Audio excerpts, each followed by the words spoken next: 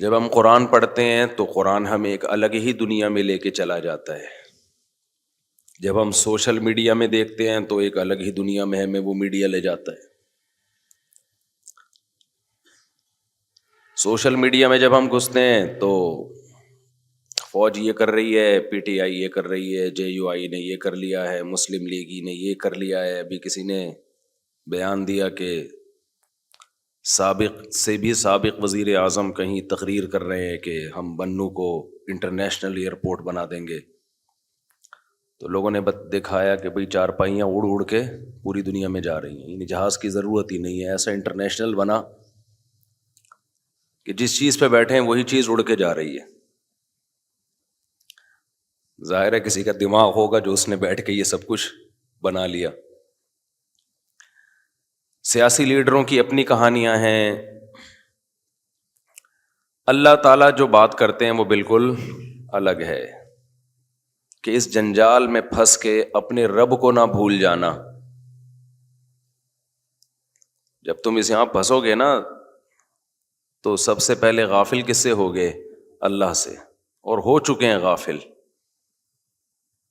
اللہ سے غافل ہونے کا ایک نقصان یہ ہوتا ہے کہ کسی بھی چیز میں بیلنس نہیں ہوتا، عدل نہیں رہتا.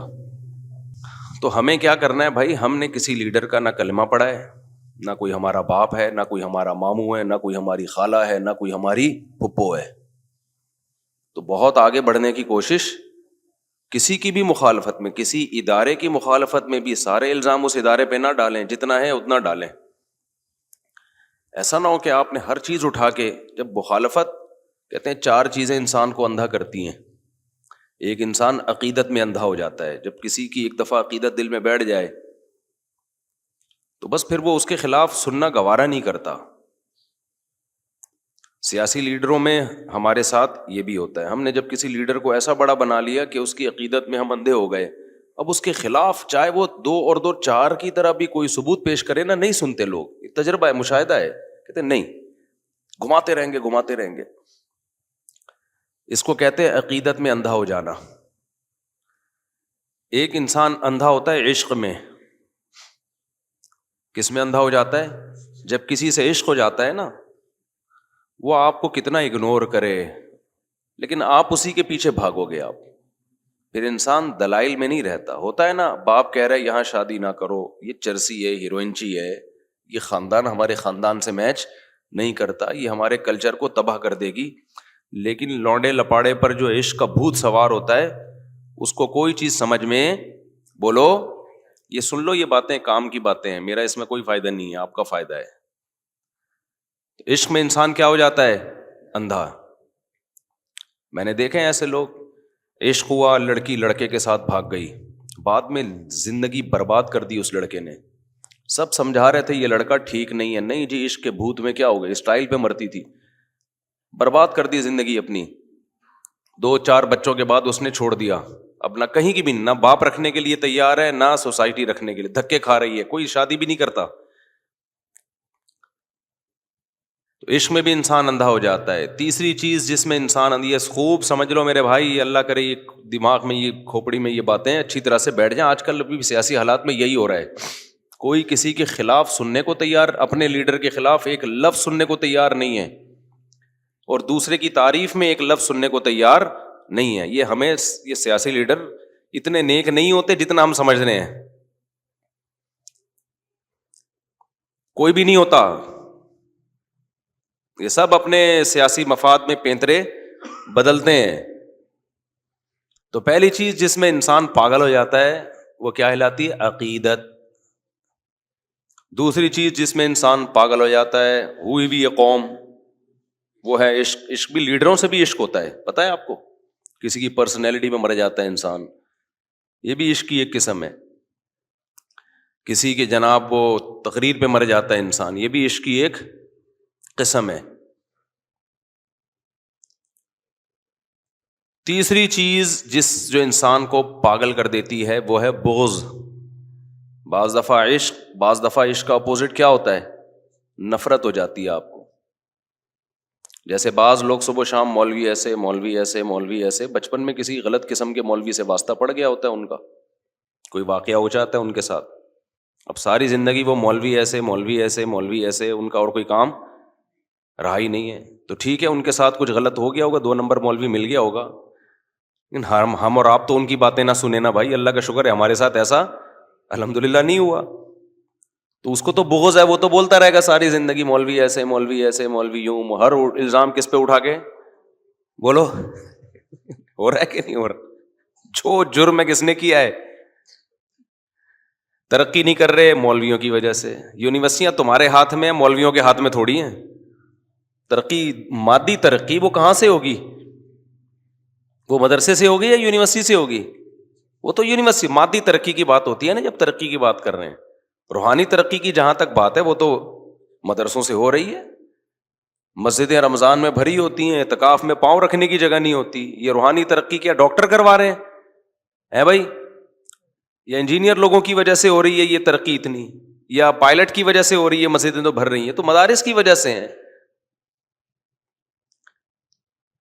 تو مادی ترقی جو نہیں ہو رہی وہ مدرسوں کی وجہ سے نہیں ہو رہی. وہ کس کی وجہ سے نہیں ہو رہی؟ وہ یونیورسٹیز کی وجہ سے نہیں ہو رہی. ابھی تو سندھ حکومت نے ماشاءاللہ ایک اچھا پیکج لے آئی ہے. ابھی ہمیں تو یونیورسٹی کے لوگوں سے بھی ہمارا واسطہ ہوتا ہے نا. وہ کہتے ہیں اب تو سندھ گورنمنٹ نے ماشاءاللہ اللہ تعالیٰ ان کو اور برکتیں دے، اتنا اچھا سیٹ اپ بنا دیا ہے کہ بھائی اب پاس ہی نہ کرو جس کو آگے ترقی نہیں دینی. یونیورسٹی کے بعض لڑکے بہت محنت کرتے ہیں، کرتے کرتے کرتے پہلے سے پالیسی بنائیے ان لوگوں کو فیل ہی کر دو. ورنہ یہ ہوتا ہے یہ پاس ہوتے ہیں A+ سے پاس ہو گئے تو پھر سیٹ میں ان کا نمبر ہے تو پھر ہم اپنے آدمی گھسیڑنا ہے تو اس کو ہٹانا مشکل ہوتا ہے. شروع سے ہی پیچھے رکھو. یہ قصہ ہی مکا دیا الحمدللہ. تو یہ کیا مولوی لوگ کر رہے ہیں یہ ہے بھائی؟ مدرسوں میں بھی بعض دفعہ واقعات ہو جاتے ہیں لڑکوں سے بدفعلی کے، اللہ بچائے. بعض دفعہ ہو سکتا ہے واقعہ کوئی 2 غلطی آدمی داخل ہو گئے، لڑکے غلطی داخل ہو گئے تو کیا 24 گھنٹے تو کوئی فرشتہ نہیں بٹھا کے رکھے گا نا ان کے اوپر. لیکن یونیورسٹیوں میں یہ واقعات مدرسوں سے زیادہ ہوتے ہیں. لیکن آپ نے دیکھا ان لوگوں نے کبھی یونیورسٹیوں کے خلاف کلپ بنایا، یونیورسٹیوں میں اپنے بچوں کو مت بھیجو، یونیورسٹیاں ایسی ہوتی ہیں نہ. تو یہ ہے بغض. اٹ از کالڈ بغض. یہ مذہبی اسکالرز میں بھی ہوتا ہے، فرقوں میں بھی ہوتا ہے.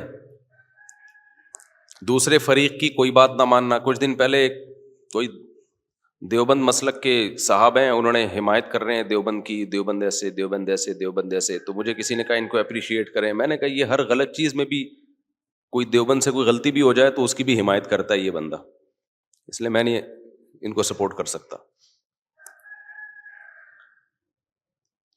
کوئی غلطی ہو جائے نا کسی مولانا کوئی دیوبند سے جن کا تعلق غلطی ہو جائے تو انہیں اس کو بھی کیا کرنا ہے؟ صحیح کرنا ہے کہ بیٹھ کے. تو کیوں اپنے آپ اوپر آپ نے ایک چیز سوار کی ہوئی ہے بھائی؟ غلطی ہو گئی تو غلطی ہو گئی، اس میں کون سا ہے؟ اور غلطی ہونے سے کوئی انسان ایک دم زمین پہ تھوڑی گر جاتا ہے بھائی. ہو گئی تو ہو گئی، ختم. وہ مجھے آپ کو یاد ہوگا نا میں نے ایک کلپ میں نے کہا تھا کہ انار کے بارے میں ایک حدیث ہے جس میں انار کا ایک دانہ جنت کا ہے. ایک صاحب جو اپنے آپ کو اہل حدیث کہتے ہیں نہیں ہے اللہ ہی جانے، انہوں نے میرے خلاف پورا ایک آدھے گھنٹے کا کلپ بنا دیا کہ دیکھو یہ لوگ ضعیف حدیثیں سناتے ہیں. پورا آدھے گھنٹے کا بلا وجہ کا نا. ارے ایک ضعیف حدیث سنا دی تو کون سے قیامت آ گئی؟ آپ بتا دو بھائی یہ حدیث ضعیف ہے، بات ختم ہو گئی. 5 سیکنڈ میں بات کیا ہو جائے گی؟ ختم ہو جائے گی. دوسرے کاموں کو چھیڑو. وہ پورا بیچارے کو لگتا ہے کہ فیم چاہیے نا لوگوں سے تو انار ہی کو موضوع بنا کر آدھے گھنٹے کا بیان داغ دیا. اٹ از کالڈ بغض.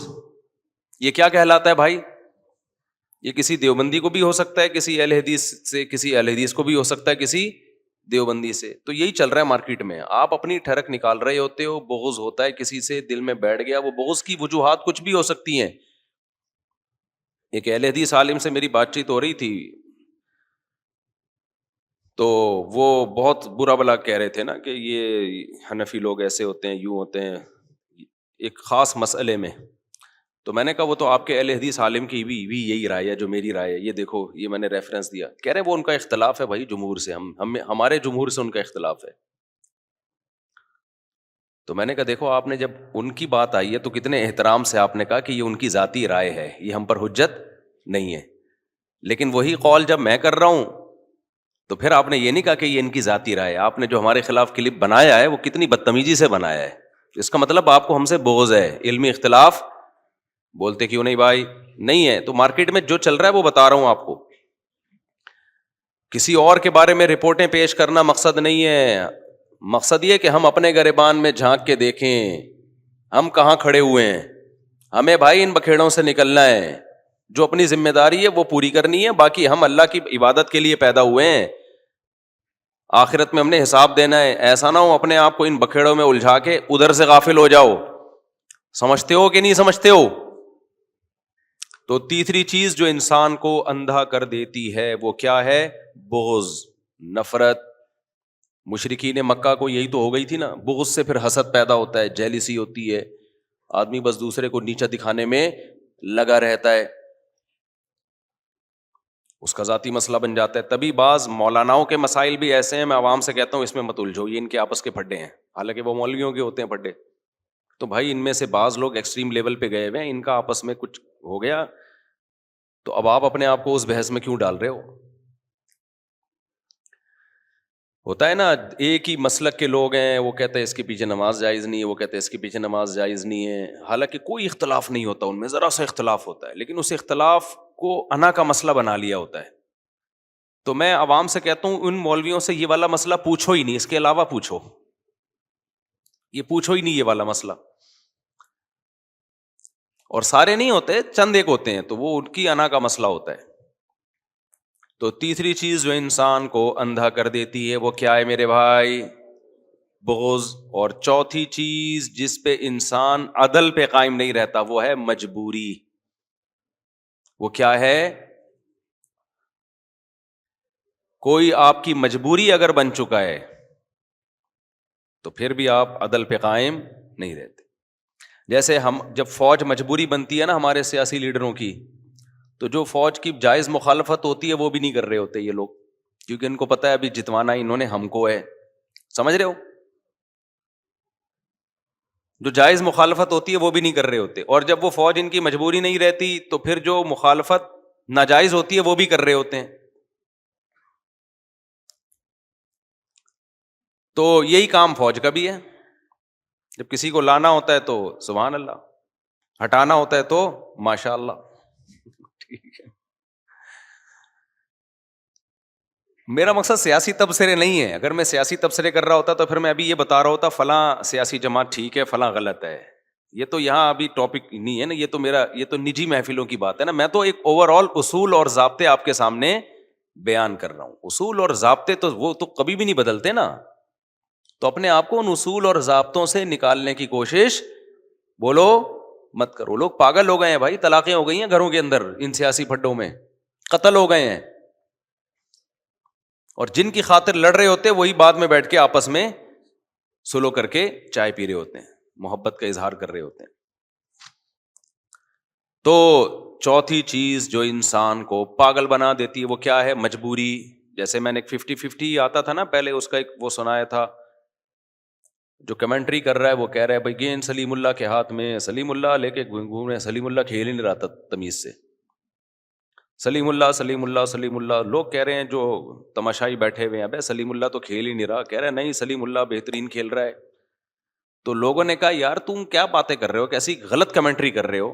جتنے تماشائی بیٹھے ہوئے تھے انہوں نے کہا بھائی یہ نہیں کھیل رہا. وہ کہہ رہے ہیں نہیں سلیم اللہ بہترین. ناظرین آپ دیکھ رہے ہیں سلیم اللہ کی پرفارمنس. لوگوں نے کہا کہ بھائی ہم جا رہے ہیں میدان چھوڑ کے نا، میچ نہیں دیکھ رہے، ہم جا رہے ہیں. اس نے کہا تم جہنم میں جاؤ، سلیم اللہ بہترین. بعد میں دکھایا پھر رونے لگا، کہہ رہے سلیم اللہ بہت اچھا، روتے روتے کہہ رہا ہے سلیم اللہ بہت اچھا کھیل رہا ہے. دکھایا پیچھے کسی نے کمر پہ بندوق رکھی ہوئی نیچے بیٹھا ہوا ہے. سمجھ رہے پسٹل رکھی ہوئی ہے. یعنی اس میں یہ دکھایا گیا کہ یہ جو کمنٹری ہوتی ہے نا اس میں بھی بعض دفعہ اس کا خطرہ ہوتا ہے کہ بندہ بکا ہوا نہ ہو. مجبوری ہوتی ہے اس کی. بھائی بعض صحافیوں کی مجبوری ہوتی ہے، بعض صحافی پیسے لے رہے ہوتے ہیں. کل تک جو فوج کی حمایت میں تھے آج فوج کے خلاف ہیں، کل جو فوج کے خلاف تھے آج فوج کی حمایت میں. بعض دفعہ لفافے ہوتے ہیں، بعض دفعہ لفافے نہیں ہوتے. پیچھے کیا رکھی ہوئی ہوتی ہے؟ پسٹل رکھی ہوئی ہوتی ہے. بولے جا رہے ہیں بولے جا رہے ہیں، جہاں بلواؤ گے وہاں بول رہے ہوتے ہیں. تو مجبوری میں بھی انسان عدل پہ قائم بولو نہیں رہتا. تو ہمارے جو سیاست دان ہیں، ہماری عوام کو ان سے عشق بھی ہوتا ہے، اپنے والے سے عقیدت بھی ہوتی ہے، اور مخالف سے بغض بھی ہوتا ہے، اور بعض دفعہ مخالفت مجبوری بھی ہوتی ہے، کیونکہ اتنی حمایت کر چکے ہوتے ہیں کہ اب اگر یوٹن لیا تو لوگ برا بھلا کہیں گے، تو مجبوری بھی ہماری بھائی اپنی عزت بچانے کے لیے نہ چاہتے ہوئے بھی حمایت کرنی ہے. تو ان حالات میں آپ یہ امید رکھتے ہو کہ لوگ بیلنس اعتدال سے چلیں گے؟ بولو. تو لازمی بھی اعتدالی ہے، لازمی.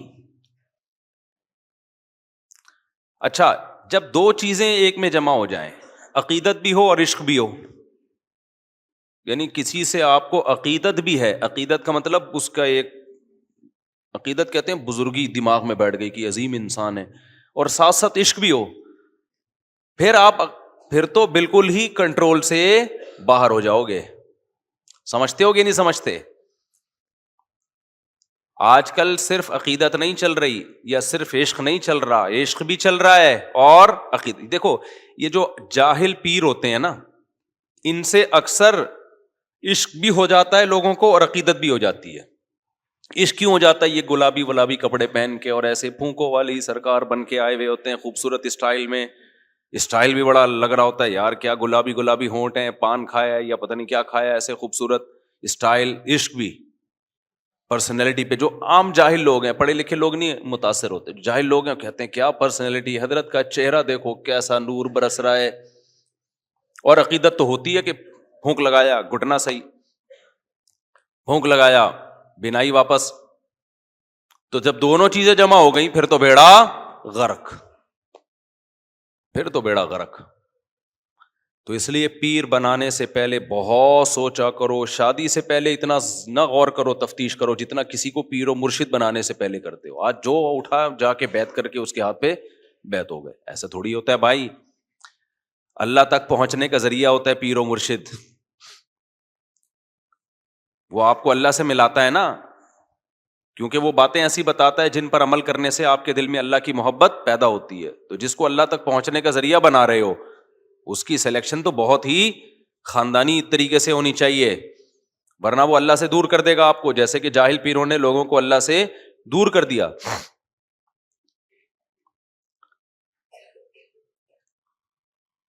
اور اسی طرح سے بغض اور مجبوری دونوں اگر کہیں جمع ہو جائیں، نفرت بھی ہو اور اس کے خلاف بولنا آپ کی مجبوری بھی ہو، پھر تو بربادی ہے.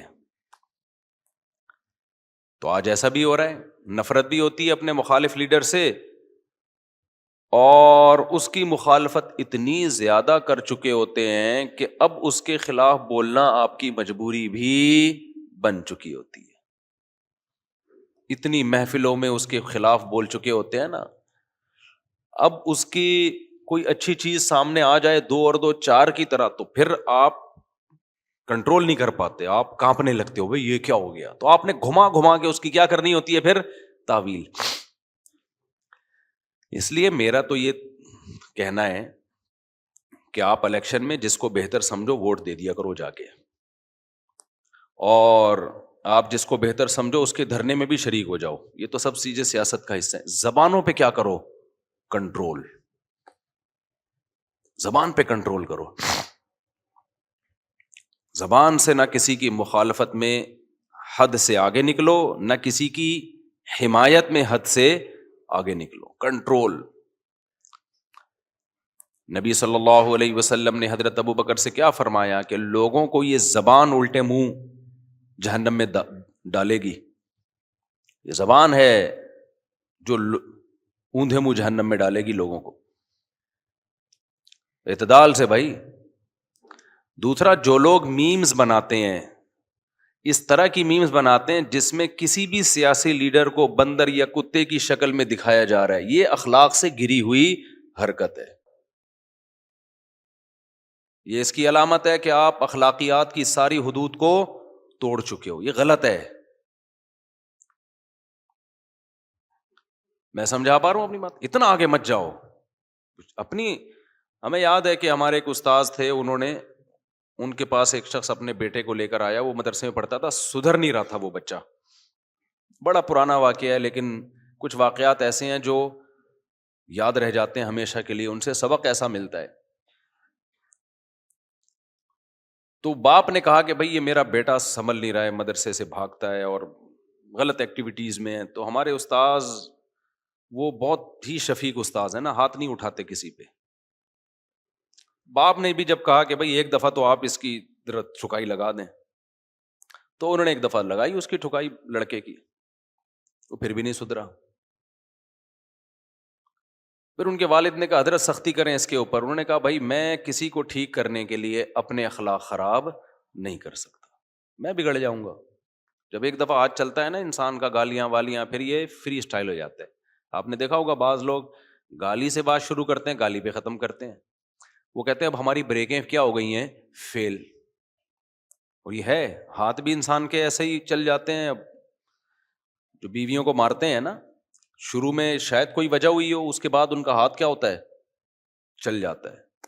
پھر بات بات پہ پھر وہ کہتے ہیں ہمیں نیند نہیں آتی جب تک بیوی کی کٹائی نہ کریں. تو جنگلی بن جاتے ہیں, اور پوچھنے والا تو کوئی ہوتا نہیں ہے. اور عدالت میں ایک دفعہ بیگم پہنچ گئی تو کمپرومائز کا راستہ بالکل ہی ختم. تو خاندان والے تو کنٹرول کرتے نہیں ہیں کہ بھئی یہ کیسے جنگلیوں کی طرح مار رہے ہو, پیٹ رہے ہو. یا تو عورت پاورفل ہو, بعض اوقات اس کا خاندان اتنا پاورفل ہوتا ہے کہ وہ خود ہی اس کے نٹ بولٹ داماد کے جو ہے نا سافٹ ویئر اپڈیٹ کر دیتے ہیں. اگر پاورفل نہیں ہے پھر کیا کرے وہ. 4 چیزیں انسان کو برباد کر دیتی ہے. ایک عقیدت, اندھا ہو جاتا ہے. دوسری عشق, پاگل ہو جاتا ہے. اور یہ ہم سب ہوئے ہوئے ہیں. آپ یہ سمجھ رہے ہیں کہ پتہ نہیں کس کی بات ہو رہی, ہم سب ہوئے ہوئے ہیں. عشق میں بھی پاگل ہوئے ہوئے ہیں, عقیدت میں بھی پاگل ہوئے ہوئے ہیں, بغض میں بھی پاگل ہوئے ہوئے ہیں, اور مجبوریاں بھی ہیں ہماری. کسی کو اپنی عزت کا خیال ہے وہ مجبوری ہے, کسی کو کوئی مالی نقصان کا خطرہ ہے, بہت ساری چیزیں, کسی کا سسرالی خطرہ ہے اس کو, بہت سارے مسائل ہوتے ہیں ہم سب کے ساتھ. تو عقیدت میں بھی. اب آخری علاج اس کا کیا ہے, علاج کیا ہے؟ اللہ کی ذات ایسی ذات ہے جس سے عقیدت اور محبت میں انسان اعتدال سے تجاوز نہیں کرتا. تو یہ عقیدت اور محبت پیدا کس سے کر لو؟ اللہ سے. تو اللہ کا ہر کام ٹھیک ہوتا ہے, مخلوق کا ہر کام ٹھیک نہ, ہمارے ہر سیاسی لیڈر کا ہر کام ٹھیک ہوتا ہے. اللہ کا ہر کام کیا ہوتا ہے؟ ٹھیک ہوتا ہے. تو محبت کس سے کرو بھائی؟ اللہ سے. عقیدت اللہ سے. تو اس میں جتنے پاگل ہو جاؤ ٹھیک ہے, اس میں تو جتنے پاگل ہو جاؤ, کیونکہ اللہ غلط ہو نہیں سکتا. ومن اصدق من اللہ قیلا, اللہ کہتے ہیں اللہ سے زیادہ سچی بات کون کر سکتا ہے. اللہ کا ہر کام بالکل. آپ عقیدت میں پاگل ہو گئے, اللہ کی ہر بات کو ٹھیک قرار دے رہے ہو, کوئی بات آپ کو غلط لگ رہی ہے پھر بھی ٹھیک قرار دے رہے ہو. یہی تو مقصد ہے بھائی. اللہ کی کوئی بات آپ کو غلط لگ رہی ہے تو آپ غلط ہو, اللہ تھوڑی غلط ہے. کیا خیال ہے بھائی؟ نبی کی عقیدت محبت میں پاگل ہو گئے تو سبحان اللہ, ہو جاؤ پاگل. نبی کی ہر بات آپ کو ٹھیک لگے گی تو لگنی چاہیے. نبی کی کوئی بھی بات غلط ہو نہیں سکتی, اگر ہو رہی ہے تو آپ پاگل ہو. آپ کہہ سکتے ہو کچھ لوگ عقیدت محبت میں پاگل ہوئے, انہوں نے اصل میں وہ کیا کیا, گستاخ رسول کو نا, جس پہ بلا وجہ جھوٹا الزام لگایا, گستاخی کا قتل کر دیا. تو اس سے پتہ چلتا ہے عقیدت محبت میں نہیں پاگل نہیں ہونا چاہیے. بھائی جان, یہ عقیدت محبت میں انہوں نے وہ والی عقیدت اختیار کی ہے یا وہ والی محبت اختیار کی ہے جو شریعت میں مطلوب نہیں ہے. شریعت اس محبت کو مانتی ہے جو اطاعت سکھاتی ہے. آپ کا محبوب آپ کا کو کہہ رہا ہے یہ کام کرو, آپ عقیدت میں پاگل ہو گئے نہیں کر رہے, تو یہ پاگل تھوڑی ہے. یہ تو وہ والا پاگل ہے جو نفسیاتی بیمار ہوتا ہے. وہ والا پاگل ہماری مراد نہیں ہے, کیونکہ نبی صلی اللہ علیہ وسلم نے کسی انسان کو قتل کرنے کا جو معیار بتایا وہ ہلکا معیار نہیں ہے, وہ بہت اونچا معیار ہے. تو یہ وہ لوگ ہیں جو وہ والے پاگل ہوتے ہیں جس کو نفسیاتی ہسپتال میں جمع کرانے کی ضرورت ہوتی ہے, جو جذباتی قسم کے ہوتے ہیں, جو کیا کرتے ہیں. عقیدت محبت میں ہم وہ والا پاگل پن چاہتے ہیں جس میں آپ نبی کی اطاعت میں پاگل ہو جاؤ. یہ اطاعت میں نہیں, یہ مخالفت میں پاگل ہو جاتے ہیں, اور اس مخالفت کو اپنی بے وقوفی سے نام کس کا دے رہے ہوتے ہیں؟ اطاعت کا نام دے رہے ہوتے ہیں. اس کی مثال ایسے جیسے کوئی شخص جو ہے وہ نبی صلی اللہ علیہ وسلم کی محبت میں پاگل ہو گیا اور نمازیں چھوڑنا شروع کر دے، تو ہم کہیں گے بھائی تو وہ والا پاگل ہو گیا ہے جس میں ڈاکٹر سے علاج کی ضرورت ہے، ہم وہ والا پاگل ہے جس میں اطاعت، جس میں آپ کی مرضی کے خلاف ہو یا آپ کی مرضی کے مطابق ہو، لیکن آپ نے ہر صورت میں اطاعت کرنی ہے۔ تو یہ عقیدت محبت کس سے پیدا کرو میرے بھائی؟ اللہ سے اور اس کے رسول سے، پھر پاگل ہو جاؤ آپ۔